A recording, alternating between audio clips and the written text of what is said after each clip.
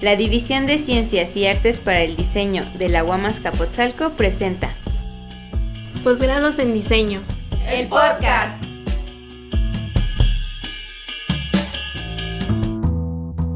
Primera temporada. Investigación sobre diseño o diseño en la investigación. Diálogo con investigadoras e investigadores de distintas disciplinas para fomentar la reflexión crítica y propositiva sobre el papel de la investigación en diseño.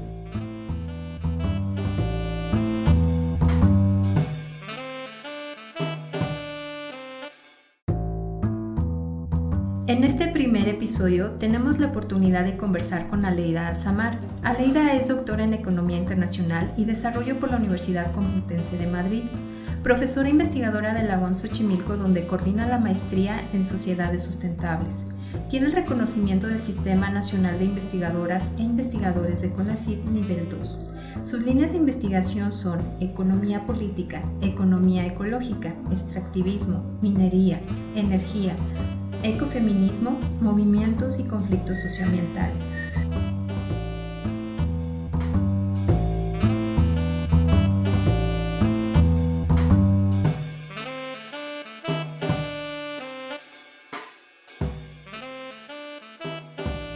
Con ella conversaremos sobre sus motivaciones para realizar investigación, la relación entre el problema y la propuesta en la investigación y su perspectiva sobre las agendas nacionales de investigación. Bienvenida, Aleida, al podcast de los posgrados.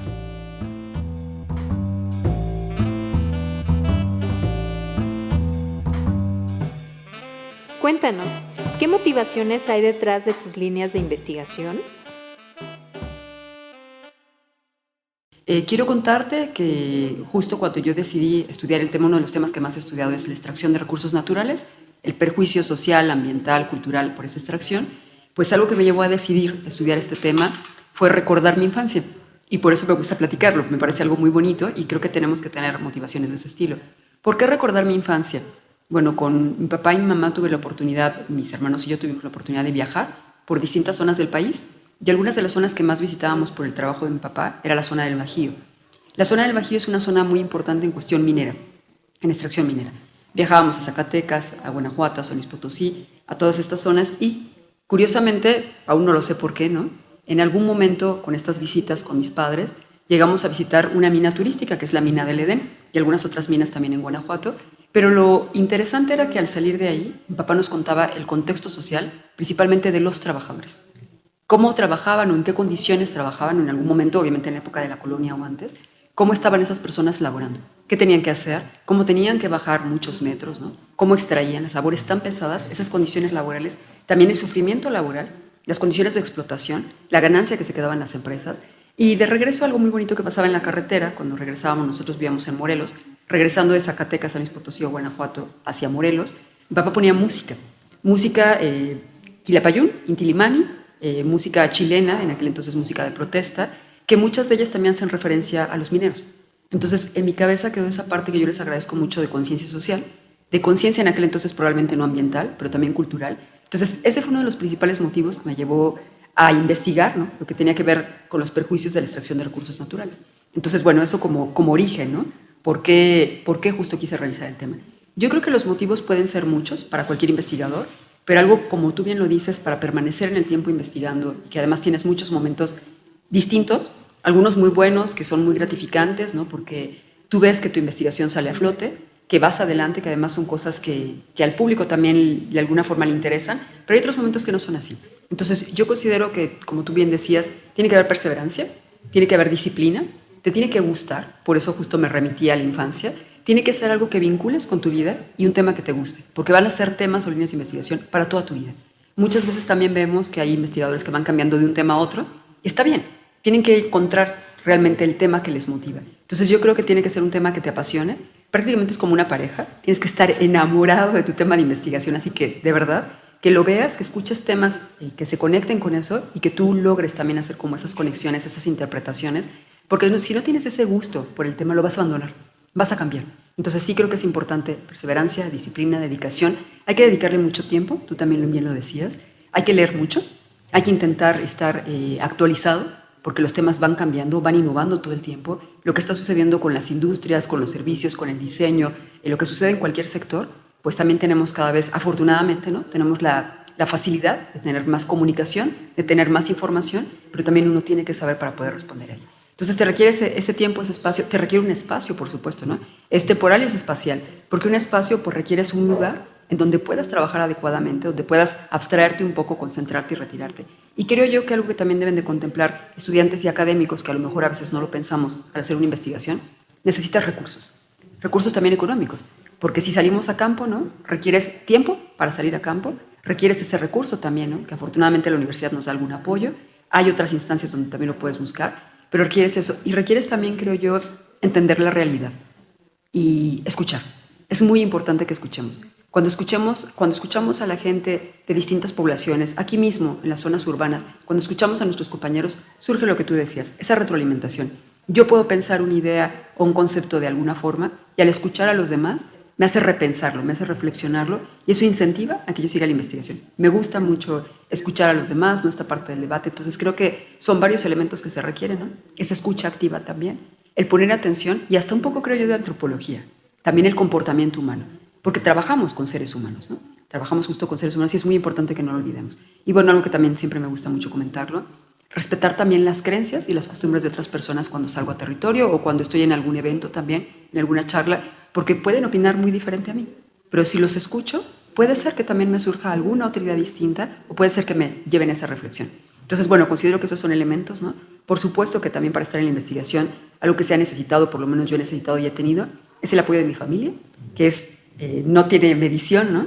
El apoyo de la gente que te quiere, que también está contigo y que sabe que a veces no le puedes dedicar tanto tiempo a esas personas, ¿no? Tengas padres, hijos, hermanos, pareja, pero que también lo comprenden. Y eso también me parece muy bonito, ¿no?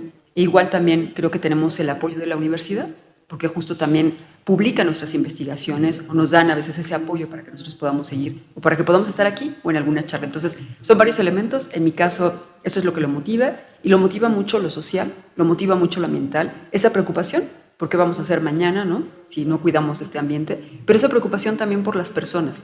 ¿Qué va a suceder en sus condiciones de vida o en su explotación laboral? Entonces, bueno, no me extiendo porque ya dije bastantes cosas, pero por ahí. Muchas gracias, Francisco. ¿Y qué papel tienen el problema y la propuesta en tu trabajo de investigación? Muchas gracias por la pregunta. Igual me parece muy interesante y qué bueno que se pueda hacer así en diseño, ¿no? Ojalá se hiciera así en todas las disciplinas, porque muchas disciplinas se quedan solamente como una parte netamente teórica, ¿no? Y no baja, digamos, a una propuesta. Nada más está el problema y nos quedamos con el problema, ¿no? Problematizando todo el tiempo. Yo creo que es muy importante problematizar para que estemos conscientes de qué vamos a hacer, cómo lo vamos a abordar. Yo creo que es muy importante la propuesta también, pero yo diría que tenemos que intentar que nuestras propuestas vayan más allá. ¿A qué me refiero? Pensar en soluciones, porque si no también nos quedamos como a la mitad del camino, ¿no? O sea, es problema, propuesta y solución. ¿Qué tanto de lo que yo propongo, qué tanto de lo que yo creo que estoy proponiendo ayuda a solucionar cosas? Y ahí me regreso otra vez a las realidades. Si yo no conozco la realidad social de mi país, si yo no conozco la cultura, el entorno, cualquier problemática, pues obviamente yo voy a pensar, ¿no? Desde la abstracción o lo voy a hacer desde un escritorio y no voy a aterrizar. En el caso de las líneas temáticas que investigo, yo la verdad es que sí intento mucho estar en contacto con distintas personas de distintas disciplinas para un poco escuchar, ¿no? Todos estos puntos de vista y después de ahí decir, vamos a hacer propuesta y ojalá que algún día, en algún momento, nos escuchen los gobernantes, ojalá que la población también esté de acuerdo, un poco lo que hablábamos hace rato de las necesidades. O sea, hay que rescatar las necesidades de la población, de todos nosotros, y a partir de ahí hacer las propuestas. Y ojalá que sea escuchada por quienes toman decisiones, porque finalmente nosotros podemos proponer, ¿no? Pero las soluciones pueden ir en otro sentido. Rápidamente nada más, y además aprovecho para hablar de algo que creo que le puede interesar a la gente. Ahora está justo en los cines la película de Oppenheimer, ¿no? Entonces nos lleva a una reflexión desde lo que podemos hacer como científicos, como académicos, realmente también a repensar la ética que tenemos, para qué lo estamos haciendo y para quién lo estamos haciendo, a quiénes va a beneficiar y por qué, y que a veces no nos lo planteamos, que a veces solamente desarrollamos la propuesta sin pensar que puede ser una propuesta o beneficiosa o perjudicial. Y por último, no está en ese mismo tenor de la misma película, ¿no? ¿Qué se puede hacer con una propuesta que nosotros ponemos sobre la mesa, los tomadores de decisiones que van a hacer? Entonces, dejar sobre la mesa las mejores propuestas e intentar enfatizar en que se lleven a cabo. Pongo otro ejemplo rápidamente, ¿no? Nosotros hemos estado participando mucho en la reformulación de la ley minera. Entonces hemos hecho propuesta de que se debe de reformar. ¿Por qué? ¿Cuáles son los perjuicios? ¿Cuáles serían los beneficios? Y hemos ido a tocar puertas en la Cámara de Diputados y en la Cámara de Senadores. Entonces yo creo que a veces la investigación también debe estar vinculada, no siempre, pero puede estar vinculada con la realidad y también puede estar vinculada un poco con el activismo, con esta preocupación social. Para mí es sumamente importante. Entonces creo que sí puede aterrizar. Problema, propuesta, solución. ¿Qué opinas de las agendas y problemas nacionales? A mí me gusta siempre pensar, a pesar de que sea muy crítica con muchas cosas, a mí me gusta siempre pensar en la esperanza. La palabra esperanza me parece que es muy bonita, ¿no? Puede ser utópica, pero me parece que ahí está. ¿Por qué lo digo? Es cierto, tienes toda la razón, se han trazado en las agendas nacionales de todos los sexenios qué temas son más importantes, si la educación, si la pobreza, si el desarrollo, ¿no? O algunos otros. Pero creo que voy a rescatar, sobre todo en este gobierno, algo que me parece muy interesante, que se hicieron los PRONACES y los PRONAIS. Que se justo, la intención es, sí, que las propuestas vengan de la academia, pero que vengan desde abajo, que vengan construidas con las necesidades de las poblaciones, ¿no? ¿Qué se necesita? ¿Por qué se necesita? ¿Qué es lo más problemático para ellos? ¿A qué se le tiene que dar solución? Que va con la segunda pregunta que me hacías. Entonces creo que al final puede empatar, y creo que nosotros no nos tenemos que cansar de intentar que cuando el tema no esté en la agenda, de ponerlo sobre la agenda, ¿no? Eso nos pasaba justo con lo que te contaba del tema de minería. Durante todos estos años del sexenio, hasta el año pasado, finales del año pasado, el tema de minería o áreas naturales protegidas no estaba en la agenda política del presidente, en la agenda ambiental. Y es un tema que ahora, en los últimos meses, desde el año pasado, ¿no?, está muy en boga no solamente por el litio, sino todo lo que sucede en general con la minería.